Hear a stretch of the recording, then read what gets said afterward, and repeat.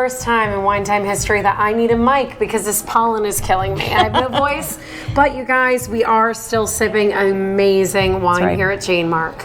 Well, it's spring, which is why the pollen's killing your voice, because it's spring out, and Maryland, we get all that lovely green gook that goes everywhere. Yeah. Yes. But that green gook is also what helps our lovely favorite plant, the vine, the big grapevine. And we are here to talk about the spring. That is the one time that everybody starts bottling. Your local wineries are out bottling. They have already got that in the tanks. So it's the fresh, it's the time to go get the new vintages. Yes. We are at Jane Mark. We love Jane Mark. It's awesome Maryland wine that is a dry wine. There are a few sweet wines. Yes, and we are here to dispel the myth of just sweet wines in the Mid-Atlantic. Yes. Everybody loves to say, oh, on the Eastern Seaboard, they only do sweet wines. That's not true. No. It's dry, it's wonderful, it's delicious. Yes. As you can tell, because my glass is empty. And as were the many bottles we have had. Yes, but we have a couple of different wineries today, so I hope you guys enjoy. And I'm sorry, we have two wineries today. When I say couple, you were wrong. Tomorrow's Easter, so we're throttling back today because, there'll be mimosas tomorrow. Yes, exactly. So we got to make it to tomorrow. That's right. But enjoy our lovely footage of Jane Mark, and I hope you guys enjoy this. Used to be a tobacco barn. Yes. And Maryland does have a history of tobacco barns. The state came out to these tobacco growers and said, hey, we'll give you money if you change your crops over. A lot of them went to corn. That was a #1 crop that a lot of people thought they'd make money on. But a few really, I would say, visionaries said, let's try vines. Yes. And they started growing vineyards, and they frankly are doing better than the corn people. As so they cheers said, to you. Why not? Why And not? I think it worked out for them. But you guys, we'll see you at the next vineyard. Let's talk soon. Let's go, you guys. Let's go. Let's go. Let's go.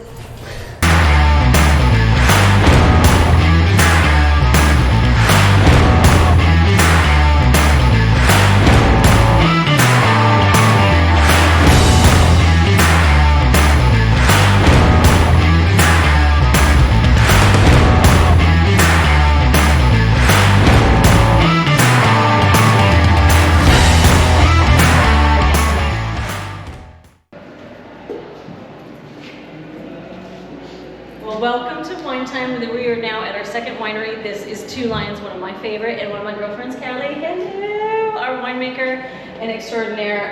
You have many hats here at Two Lions. Winemaker, owner, Co-owner. Yes. We want to negate the husband because he is key to being the vineyard manager, so it's a great partnership between you and Brad. How many other hats do you guys wear? There's pizza maker now? Yeah, he's in our kitchen. We have a new rustic flatbreads. I run the events here. I run the winery staff. We're hiring more people as we grow, but the biggest roles we play is his primary job is making sure that the vineyard's beautiful, which he does, and gets us great grapes. And then my biggest job here is the wine, making the wine. And everything else kind of falls in. These wonderful wines that are getting made right now, so shh, we gotta be quiet. They're resting. I don't know. I think they like to party.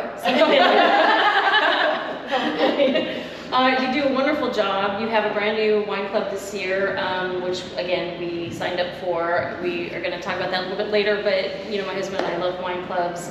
We love going in and visiting, local wineries because you don't know what kind of great things they do. So we just really appreciate you guys, and we're going to go over and check out your barrel room now and talk to you a little bit more if you're okay with that. Absolutely. Come on over.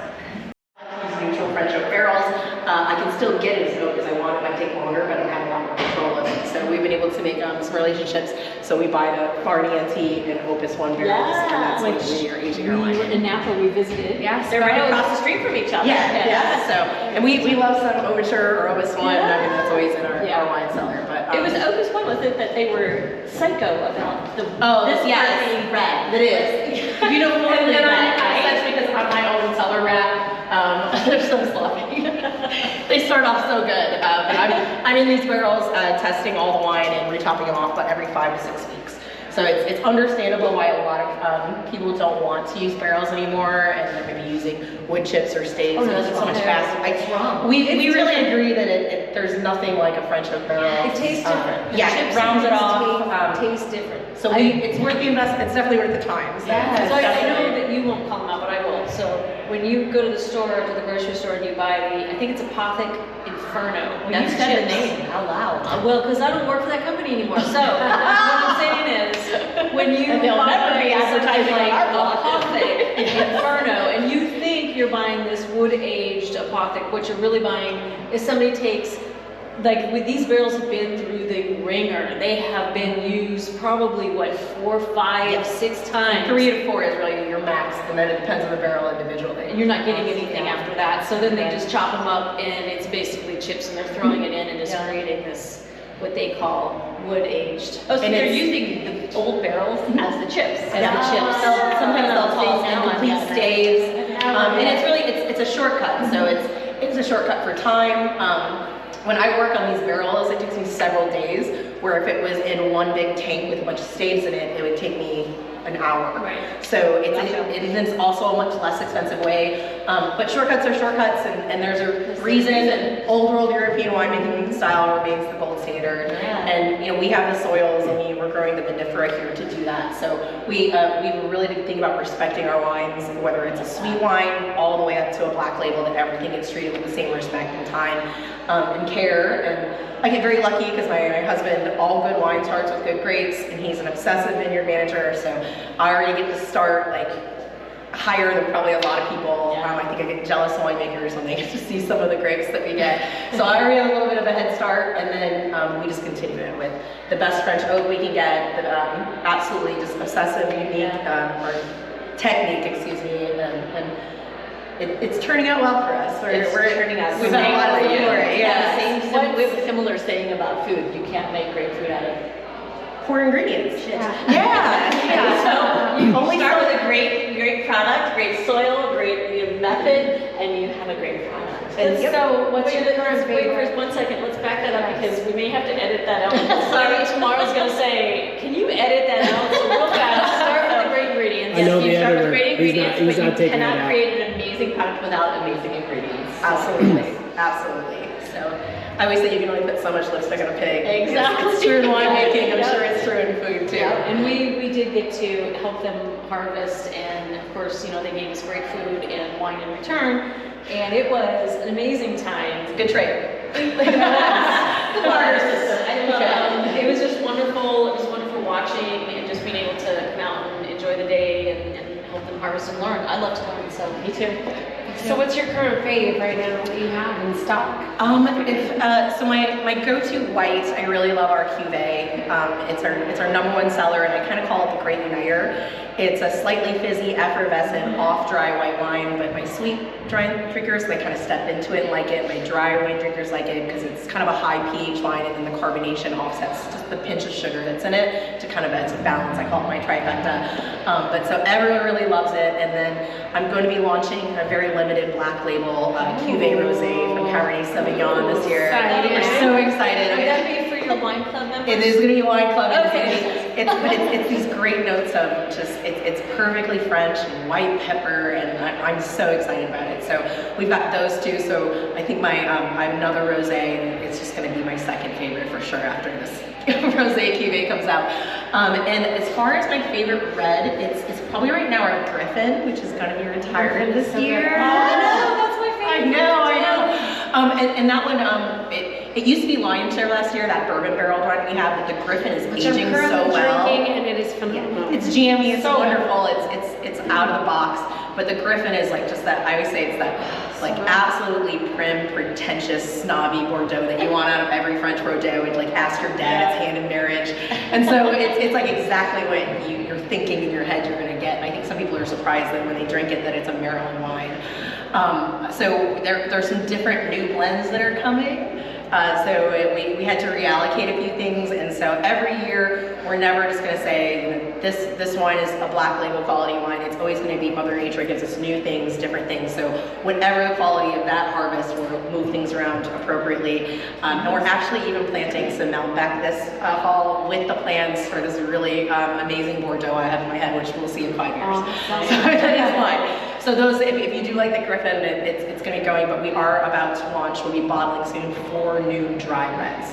2 black labels and then 2 regulars. So a winemaker's second season is really their coming out party for red wine, because you kind of have to make decisions and be a little bit short sometimes in your first season, which is where the inspiration for the bourbon barrel wine came, because I didn't have to age it as long. But a lot of my best wines I actually kept in barrel, which will be about 18 months. So where I'm really excited, we'll get those bottled hopefully in the next couple of months and be launching those. I'm so excited. So as they look at these barrels, how many bottles would you say come out of all of these barrels? Now this is not everything you have. This is just No, mainly we got more. stuff We you can read. so hold on, we got 225 times 5. There's about 1,100 bottles in each barrel. There you go. Wow. A lot of people are surprised. Yeah, That's 1,100. a lot more than I thought. Yeah. So when you span in here right now, only 2 barrels do not have wine in them in this entire room. So there is thousands upon thousands of dollars of wine in here. So it's a pretty room, but it's also still a working room. We get our forklift in here. I'm often in here siphoning wine and treating the wine and doing all this stuff. So this is the expensive room in every way, shape, or form.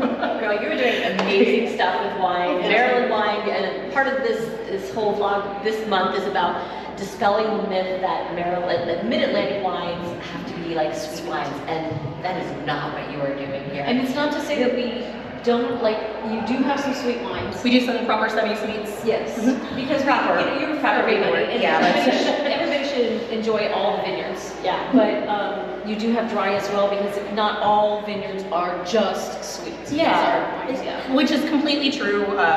We look over and we had a lot of inspiration when we got into this industry from the Virginia wine industry. It's a $2 billion wine industry. And quite frankly, it's the most up and coming, exciting, and award winning outside California. You've got some single varietal things going on in Washington, Oregon, but Virginia really is the hot ticket right now. We're about 10 to 15 years behind. However, we've got the same microclimates, we've got the same soils, which means we have the potential to do all those kind of things. So I think that we were people that got in, and some people I think said you had to do sweet wines here, and we just didn't want to do that. And our businesses, the community supported us wonderfully, and the reaction's been great. And I think more and more Maryland wines are getting into more serious winemaking, and I think it's going to continue. The support of the Maryland Winery Association has been absolutely huge in supporting that and the drive. So we've got all the tools. It's just rolling your sleeves up and doing the work. Yeah, so you're kind of one of the pioneers, honestly. I would not say that. No, there's so many pioneers. We followed in a lot of big footsteps, but we are definitely hoping to help move the industry and play our part. Wines are amazing. Hey, cheers to good wine wines. and 2 lions. Yes. Come check them out, 2 lions. 100% real. Pizza oven, that's nice. That wood oven, that's nice. That's nice. Super nice. They were working on last. Cheers, Cheers. ladies. Cheers. Where are we, Nikki? 2 lions. 2 lions. Just up the Two street lions. So- from where we were. So 2 Lions and Jane Mark that we visited today are, again, 2 wineries in Maryland. We wanted to kind of talk about like small wineries. I don't want to say small, but they are in the definition, because they're your local wineries. Yeah. They're wineries that you may not find on off the beaten track or path. You may find them in Napa or France or Italy, and they're just they have the best, most delicious wines. They usually produce under 50,000 cases a year, which means you're not going to find this on your grocery store. That's right. You're not going to find this on any shelf. You're going to have to look hard if you were to find these. It makes for an amazing Saturday afternoon, right? It does. I mean, it's just good local find. Yeah, it's just fun to do this little road trip and go It visit is. these places. And now these guys have had some amazing charcuterie boards created by another local artist, but now they've introduced flatbreads, which are amazing. We're so excited to try them. I'm even watching them Yeah. out Yeah. of this pizza oven. Yeah, over here. You I'm can having a pan little over. like envy over that This guy pizza is at oven. work. I know. He is Yeah. at work. Wait for the pizza. Anyway, Yeah, so we just had the cuvee. now we have a little bit of Chardonnay. Yeah. Definitely do flights at these places. Yes. That's the best way to find out what kind of bottles you want. I am a big fan of wine clubs. My husband and I are wine club wine club members for a couple of different wineries. I love a good wine club. You know why? Because it's diversity in what you normally drink. You do. You're not running to your local liquor store. You're trying new things. Right? Yeah. I mean, And it I is so love good. Decoy. We went to Duckhorn. I love Decoy wines. It's Me found in too. every grocery store. But if I'm ever in a grocery store, I'll go pick up some Decoy. But when I want to sit at home and have a really good wine, I do tend to go to my wine clubs because they are hand-selected grapes. I mean, you're seeing the vineyards. This is spring, so there's a little bit of bud break coming out. But it's spring. These are the best. Again, hand harvested. Yes. There's no unnatural But ingredients also, or if you just put want in. to get out of your regular, right? wanna get Every out. time you go to the liquor store, you're buying the same thing. You're taking the same thing because it's comfortable. But if you know what you like, you can go online and buy and be a part of that. So, be a part of that different, varietal that comes to your doorstep. Yeah. So, that being said, if we were to recommend a place to go find amazing boutique wines, rare, hard to find, where would you go? I would go to winetime.net. I was going to say, it sounds like a shameless plug, and it But it is. It is. But we're going to totally say that we try a lot of wines. We do the hard work for you. And one of the fun things that we've just created is this amazing wine club. You can buy one bottle, you can buy 10 cases of it. Yes. It's totally, but try new stuff and wines from places all around the world. That you that you cannot can't just find. get any old Right. rare. Yeah. Yeah, and there's no fees. Everybody asks us all the time, well, what is the fee yearly? There is no yearly Or fees. monthly, Just and the there's wine. no subscription. None. It's buy If you end one it, don't. bottle, Okay. buy 6. It's whatever you want, and how much you want. What's the website? Winetime.net. Winetime.net? Winetime.net. I think it's wine. And time is spelled like what? THYME. The herb. right. That's right. All right, you guys. But thank you guys. Tonight has been, this afternoon. I said tonight. I've had that much wine. Thank you guys so much for listening, following. Make sure you subscribe. Like, oh, share! All right, we're going to go inside and have more wine. And Don't forget to click that little bell button because it's so important for us. Oh, Cheers. yeah.